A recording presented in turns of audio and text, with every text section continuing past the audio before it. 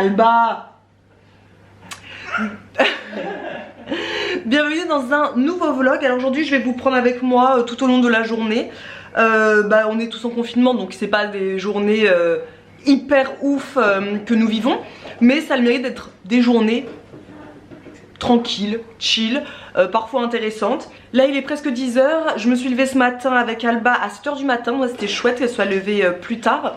En même temps il y a eu le changement d'heure, donc logiquement pour elle il est 6 h du matin, mais pour moi il est 7 h et psychologiquement ça fait du bien.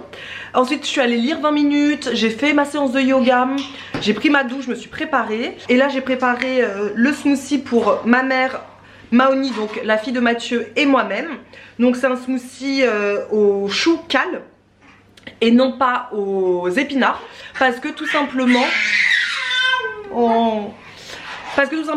le producteur, donc nous, notre producteur qui est juste en face de chez nous, a le droit encore de tenir son marché. On n'y va plus bien évidemment en mode ouais trop cool c'est le samedi, on y va en mode chill, tranquille, la petite sortie hebdomadaire, pas du tout. Il y a vraiment des systèmes de sécurité de dingue, donc il faut pas trop être proche les uns des autres. Il n'y a qu'une personne par foyer qui peut y aller et il fait des quantités précises pour tout le monde. Et il n'avait plus d'épinards, donc il a donné à Mathieu du chou cal en lui disant t'inquiète pas, Isadora saura très bien comment l'utiliser avec ces smoothies là. Même dans mon village on me connaît. Donc voilà, j'ai fait chou cal, banane, ananas, non mangue, parce que ma belle-fille m'a demandé de la mangue, des graines de chia, de la purée d'amande, de l'eau parce que j'ai plus de lait végétal, donc de l'eau, un petit peu de cannelle et le tour est joué. Donc je vais pouvoir donner tout ça aux personnes concernées et commencer à bosser. Je vais en avoir à peu près pour 1 heure, 1 heure et demie, puisque je continue à faire tous les remboursements des prochaines box et c'est un travail de titan. Eleanor m'aide aussi, on en a déjà remboursé plus de 1000, donc il en reste encore un petit peu et j'espère finir tout ça cette semaine pour pouvoir amorcer les 2 prochaines semaines avec de nouveaux projets, enfin le projet de l'agenda, le projet des e-books, etc. et pouvoir bosser vraiment dessus plutôt que continuer à faire des remboursements, parce que là j'en ai un peu marre. Voilà. Et voilà, je suis sur mon espace de travail, c'est-à-dire ma table de salle à manger. J'ai tout ce qu'il faut, j'ai mon PC, mon portable, mon agenda, donc je vais pouvoir planifier ma semaine. J'ai mon infusion, j'ai fini avec ma fille notre smoothie parce qu'elle adore ça, donc dès qu'elle me voit avec, elle se met à pleurer parce qu'elle en veut absolument. Et mes écouteurs, comme ça je vais pouvoir mettre mes écouteurs tout à l'heure pour bosser tranquillement. Et pendant que je bosse, moi je vais mettre mon vernis, donc je vais faire ma petite manucure. Mathieu m'a offert pour mon anniversaire, donc c'était au mois de février, pour mes donc 32 ans, il m'a offert une gamme là comme ça de vernis Cure Bazar. Bien évidemment c'est moi qui l'ai, comment dire ça maman ? C'est moi qui l'ai inspiré, bien évidemment, il n'a pas trouvé ça tout seul, mais c'est vraiment une marque que j'aime beaucoup, que Marisa m'avait offert déjà un vernis comme ça de cette marque il y a peut-être plus d'1 an maintenant. Et c'est aussi de cette marque qu'on adore, le Top Coat, qui est vraiment génialissime. Ce sont des vernis qui sèchent super vite, donc c'est hyper agréable à porter et surtout à mettre, surtout quand là en ce moment avec Alba dans les parages, il faut que ça sèche vite pour que je sois plus vite dispo pour elle si elle a besoin. Donc voilà la gamme, donc ça Mathieu m'a offert tout ça, ils sont vraiment trop beaux, vraiment magnifiques, je les aime trop. Donc il me les a offert le 16 février et depuis je mets que ça en fait. J'ai pas mis un autre vernis depuis que Mathieu m'a offert tout ça. Et donc là aujourd'hui, qu'est-ce que je vais mettre? J'ai bien envie de quelque chose de bien flashy comme ça. Et c'est le Juicy. Alors moi j'adore le nom. Donc je vais mettre ça. Donc ma petite routine manucure, je fais mes ongles à peu près 1 fois par semaine. Donc d'abord je mets la base. C'est toujours la base de Cure Bazar. Je mets ensuite 2 couches de vernis comme ça. Et ensuite 2 couches du Top Coat qui est juste génial. Donc là c'est la First Base. Et où est mon Top Coat? Ça c'est le First Base aussi.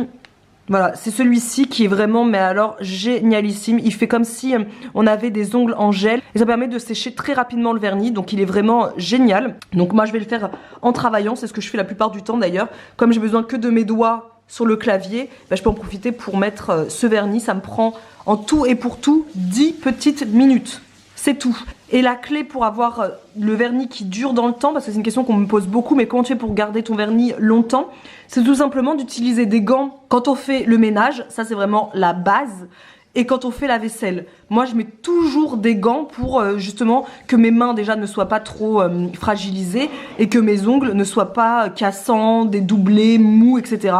Donc les gants toujours, et bien évidemment une bonne alimentation, mais ça tout le monde s'en doute. C'est parti, je bosse en mettant mon vernis. Là j'ai mis un petit peu d'huile d'olive sur mes mains parce qu'elles étaient un petit peu sèches, donc ça permet de bien les nourrir.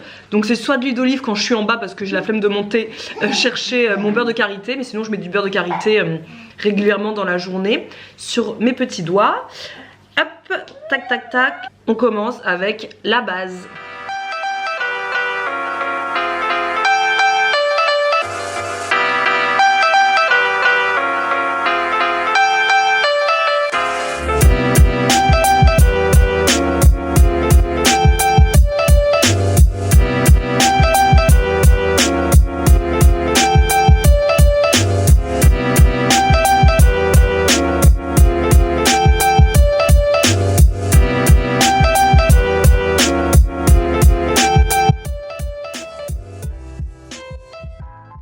J'ai dû la prendre en portage, donc c'est la pause dans mon travail.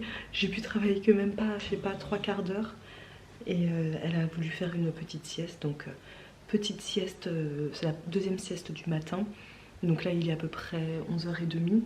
Donc elle va faire une sieste généralement d'une demi-heure, 3/4 d'heure. J'en profite pour commencer ce nouveau livre. Et ensuite je préparerai le déjeuner et je rebosserai après le déjeuner ou après la sieste. On va voir.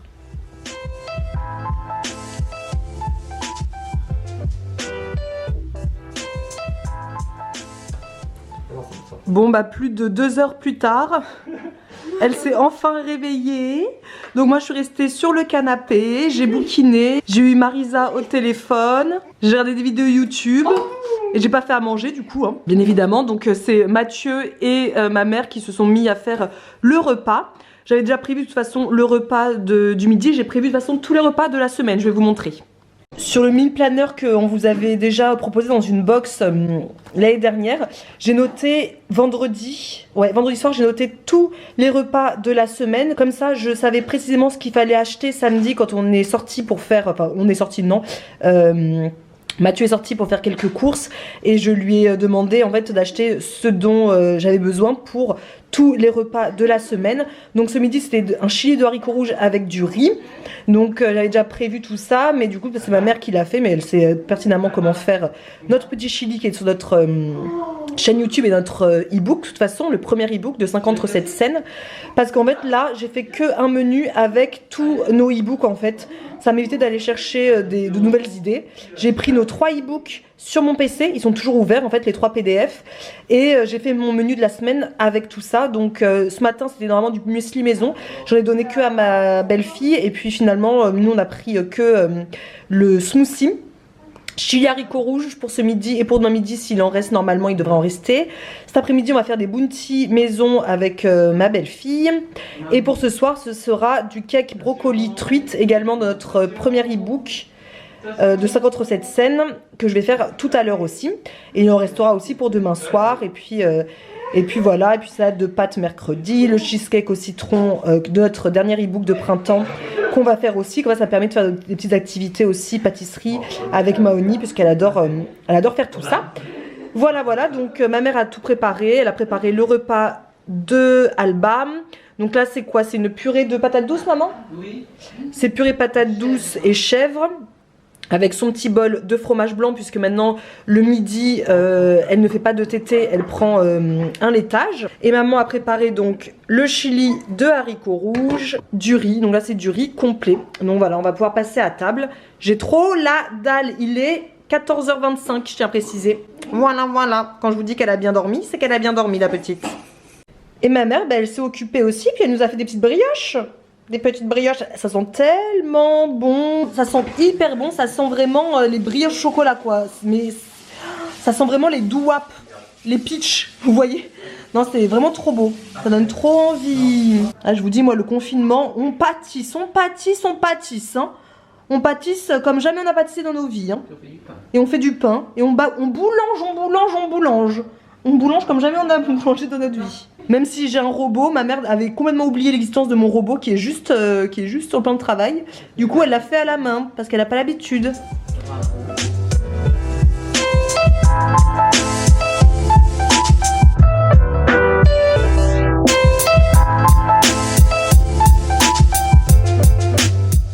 Et pour apporter le petit truc croustillant, et ben on va prendre des petites chips de lentilles qu'il y avait dans la box de Mars. C'est la dernière chose qui me reste de snackies en salé à la maison. Je suis un peu tristesse parce que j'aime trop moi manger des chips par exemple à l'apéro ou là comme ça quand tout est mou comme ça dans l'assiette. On adore avec Marisa manger un petit truc croustillant. Et ben on va se partager tout ça hein, avec à 4 là, ça va être rapide. Voilà, c'est trop bon. Et c'est au goût barbecue.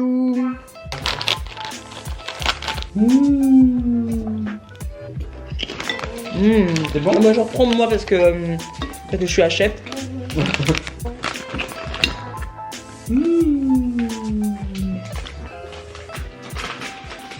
Mathieu, on a besoin de toi. Oui. Ce sont des maths. Facile. Il fallait 165 grammes de noix de coco râpée. Oui. Moi je n'en ai que 125 grammes. Oui. Il me faut 20 centilitres de lait de coco pour 165 grammes. Oui. Donc combien il m'en faut de lait de coco pour 125 grammes? Tu veux que je te réponde rapidement ou tu veux parce que tu sais pas le faire? Je sais pas le faire. Je suis nulle en croix. maths. Le produit en croix. Tu me dis tout le temps ça, je sais pas ce que c'est produit en croix. C'est quand. Bah vas-y Maroni alors. Vas-y. Allez c'est parti. 165 grammes, tu fais une flèche égale 20 centilitres. Donc 125 égale 125 fois 20 divisé par 165. Et t'as le résultat. Précis. Et donc on peut me donner les rapidos là? Rapidos, il faut une calculette. On n'est pas aidé Maroni. Ah. Moi je voudrais juste qu'on me dise ce que je dois mettre là. 125 fois 20 divisé par 165, tu dois mettre 15,15 centilitres. Donc 15,15, donc 150 millilitres. Non, oui. Bah quand même. 150. Je suis pas si débile que ça quand même. 150 millilitres. 151,5. 151 précisément millilitres. Ni plus ni moins. Ah, faire des bounty maison, hein, c'est quand même des maths, hein, c'est scientifique. Quand on dit que les maths ça sert à rien, la preuve. C'est clair, c'est la base des maths.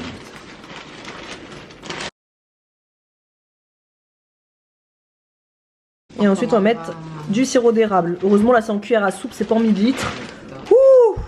Ensuite 2 cuillères à soupe de sirop d'érable.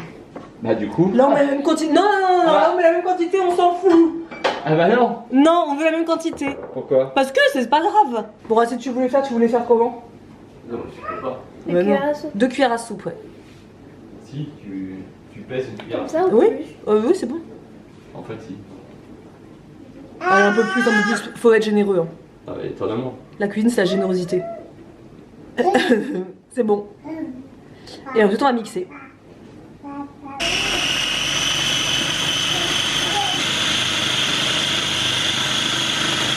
Hop, on prend à peu près ça, tu vois, parce que nous on va faire des bounty quand même généreux. Hein. Moi je veux pas des bounty raplapla. On va faire des petites formes comme ça. Voilà. Un peu long, c'est sympa. Voilà, une belle petite forme. Comme ça après on les met au frais avant de les napper de chocolat. D'accord. Vas-y.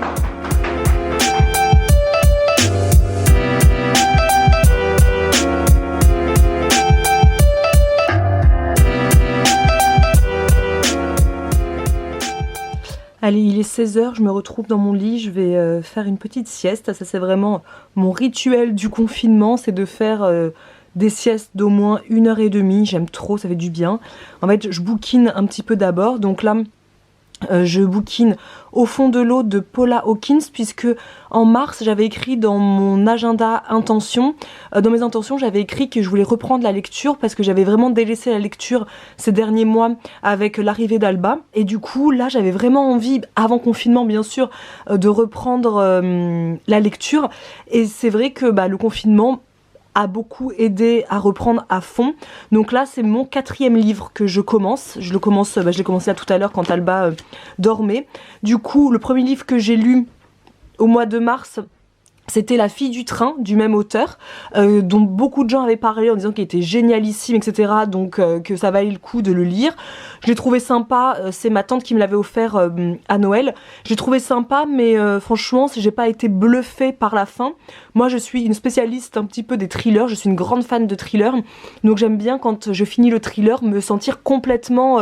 waouh quoi, genre je m'y attendais pas du tout quoi. C'est vraiment, j'aime que ça me travaille pendant des jours et des jours, alors que là clairement La fille du train, j'ai trouvé sympa, c'est divertissant, mais je sais que je l'aurais oublié d'ici 2 semaines quoi. Ensuite j'ai lu les livres de Lisa Gardner, donc ça j'avais vu sur l'Instagram d'une nana, je sais plus comment ça s'appelle, mais moi j'aime bien aller sur Instagram parfois et mettre le hashtag lecture et voir un petit peu les comptes qui sont vraiment spécialisés sur la lecture. Il y en a une qui disait que Lisa Gardner était top, donc moi qui aime les thrillers, bah, j'ai foncé.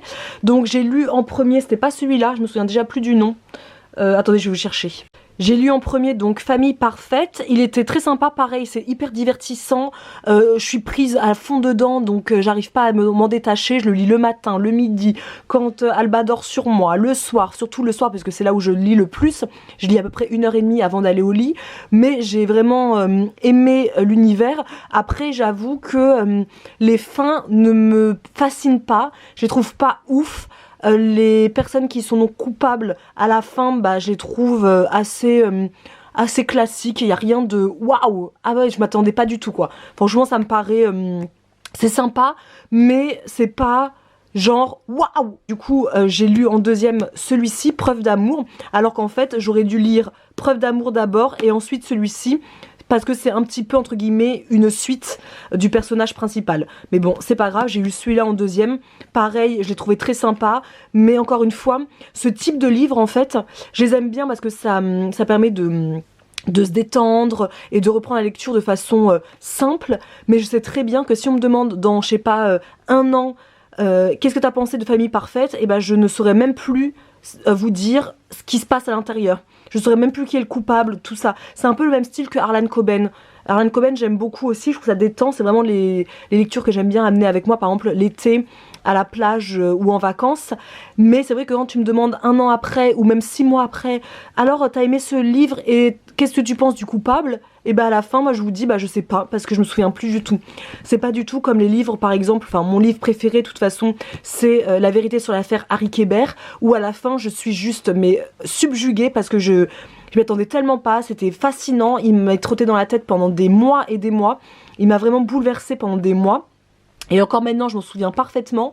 Et pareil, ça m'a fait le même effet avec tous les livres aussi de Camilla Läckberg. Donc c'est suédois et j'adore vraiment moi les thrillers suédois. Et les Camilla Läckberg sont vraiment ouf, ouf, ouf. Et un aussi que j'ai adoré, c'est pas de Camilla Läckberg il me semble, et ça s'appelle L'enfant allemand. Mais alors je vous le conseille à 1000%. Je sais plus du tout qui l'a écrit. Ah bah si, c'est Camilla Läckberg, L'enfant allemand. Alors celui-ci, il est juste oufissime. En même temps, tous les livres de Camilla Läckberg sont vraiment ouf. J'aime beaucoup, beaucoup, beaucoup. Donc voilà, pour mes lectures du moment. Donc je suis à mon 4e et je suis trop contente parce que ça me fait du bien de relire, je suis vraiment à fond. Et j'ai repris mes vernis parce que j'avais oublié de vous dire, donc voilà, j'ai fait ma manucure tout à l'heure. J'aime trop cette couleur hyper punchy comme ça, j'aime trop, je trouve trop beau. J'ai oublié de vous dire, parce que c'est ça que je voulais vous dire à la base et j'ai complètement zappé, c'était que donc les vernis Cure Bazar sont des vernis qui sont français, qui sont free, ils sont exempts de 10 produits qui sont nocifs dans les vernis habituels, ils sont naturels et non toxiques. Voilà, après ils sont pas 100% naturels et 100% super de ouf puisque ça reste des vernis et les vernis de toute façon ne pourront jamais être 100% naturels, mais en tout cas sont des vernis qui ont l'avantage d'être plus clean que les vernis traditionnels et je les aime beaucoup beaucoup beaucoup beaucoup. Donc voilà, je range cette merveille, je vais bouquiner 2-3 pages et puis après une petite sieste. Recoucou, en fait on se retrouve 2 jours plus tard. J'avais pas fini le vlog que j'ai commencé lundi parce que je vous ai quitté, je pense que j'allais faire une sieste et quand je suis revenue, enfin quand je me suis réveillée, parce qu'à un moment donné je me suis réveillée quand même, je suis restée au téléphone avec ma soeur, ma grande soeur 2 heures. Ensuite il a fallu préparer le dîner, donc j'ai fait le cake brocoli truite. Et d'ailleurs, comme je n'avais pas d'œufs, il n'y avait plus d'œufs à la maison, j'ai utilisé 150 g de fromage blanc et ça a bien fait le job. Au lieu de mettre 3 œufs comme la recette le dit dans notre e-book et sur notre chaîne, de toute façon, j'ai mis 150 g de fromage blanc et ça n'a pas monté de ouf, mais le goût était là, donc bonne alternative quand on n'a plus d'œufs. Ensuite c'était la routine habituelle, le bain d'Alba, on a dîné et je suis allée au lit. Donc rien d'intéressant à vous montrer. Hier j'ai rien fait de spécial. Et là ce matin je me suis levée à 4 h du matin avec ma petite fille. J'ai pas dormi depuis, donc je vous avoue je suis un peu stone. Mais il fallait que je continue les remboursements des box. Donc là ce matin on en a fait 400 avec Eleanor, donc c'est cool. Là je vais faire un petit live sur Instagram, voilà, pendant que je prépare le repas d'aujourd'hui. Donc pour le déjeuner ce sera une tarte poireau et béchamel. Voilà, et puis hier du coup on n'avait pas fini avec ma belle-fille les bounty. Donc on les a finis hier après le déjeuner. Donc voilà, on a fait le nappage, le chocolat, donc celle qui a tout fait, c'était chouette. Et puis on les a laissés reposer pendant 3 heures à peu près pour que ça fige bien. Et à 16 h on a pu goûter et c'est tellement bon, tellement bien. Et si vous avez des enfants, faites cette activité avec les enfants parce qu'ils adorent faire ça. Bon, ma belle-fille a 13 ans donc c'est plus clairement une petite fille, mais ça lui plaît beaucoup de faire la pâtisserie avec moi. Donc voilà, je file faire mon petit live et de toute façon je vais vous laisser là parce que j'aurai pas grand chose de plus à vous montrer. Et on se retrouve dans une prochaine vidéo. J'espère que cette vidéo n'aura pas été trop inutile. Je sais pas trop, en même temps on est en confinement, je fais pas des choses de ouf dans mes journées. Voilà, je vous laisse et je vous dis à bientôt.